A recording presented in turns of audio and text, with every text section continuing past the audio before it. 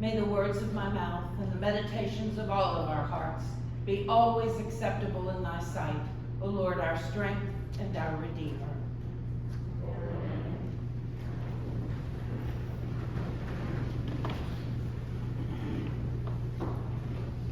Preaching on the prophets is always difficult, and now is no different than the eras of Elijah, Isaiah, or Jeremiah. It reminds us of our covenant with God and our wandering away from the promises we've made. This Thursday, I spent most of the day in a training on dismantling racism, a relative new requirement in the Episcopal Church. While this is, at the very least, the third training I've had on this, I now have the certificate. Several of the films I had seen before, and the training was extremely well done, and I appreciated the chance to get to talk about some of these relevant issues with others. And as I sat down to write this sermon, I was struck by the similarity between the issues in Isaiah and Jeremiah and those that we're dealing with currently.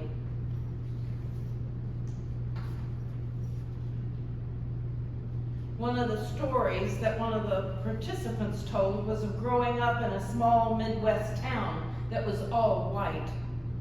As he spoke about his experiences there, he remembered that even in his all-white school, there were groups of people who were ostracized because they were different. Jews, Seventh-day Adventists, Jehovah's Witnesses, he recalled, people who were somehow different.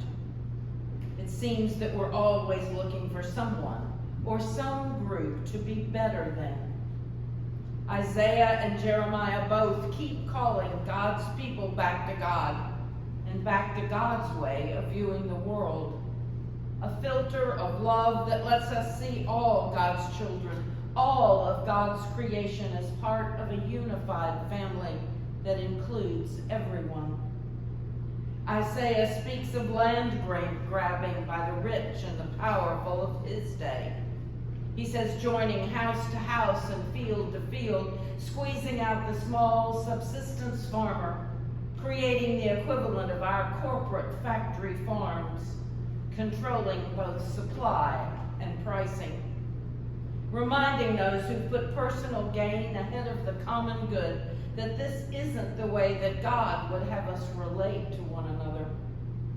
We can easily become complacent that our affiliation with a group, whether Israelites, Pharisees, or Christians, will assure us of God's goodwill, setting aside how we are called to live, remembering that God and Jesus reserved their harshest words for those who've been called as God's people. Put concisely in Jeremiah, it is said, if you truly amend your ways and your doings, if you will truly act justly one with another, if you do not oppress the alien, the orphan, and the widow, or shed innocent blood in this place, and if you do not go after other gods to your own hurt, then I will dwell with you in this place, in the land that I gave of old to your ancestors, forever and ever. God keeps sending prophets to call us back into seeing through God's eyes, to assure that we are caring for the common good and not only for our individual interests. This calling from the prophets has never been a one and done occasion. The three prophets in this chapter 13 in the path, Elijah, Isaiah, and Jeremiah, are each about 100 years apart. And Jesus makes the same call to us as the earlier prophets did to the children of Israel and Judea. One metaphor for this common good, this one thing we're supposed to do together, is modern through the words of Cynthia Bergeau. She says you get a taste of it driving on a high-volume freeway just off peak rush hour. In this dynamic flow system, the common good is served by keeping the traffic moving. Anything that causes anyone to stop or break unexpectedly is going to have ripple effects, sometimes leading to several mile backups. Any attempt to maximize individual gain at the expense of the whole, whether aggressive driving, road rage, cutting others off, or daredevil lane weaving, or camping out in the passing lane, is going to slow down the journey for everyone.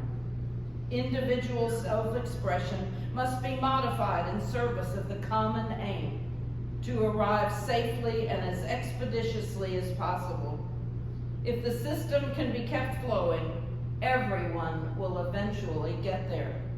And as individuals eventually synchronize themselves to the calculus of the whole, the dance can actually become exhilarating.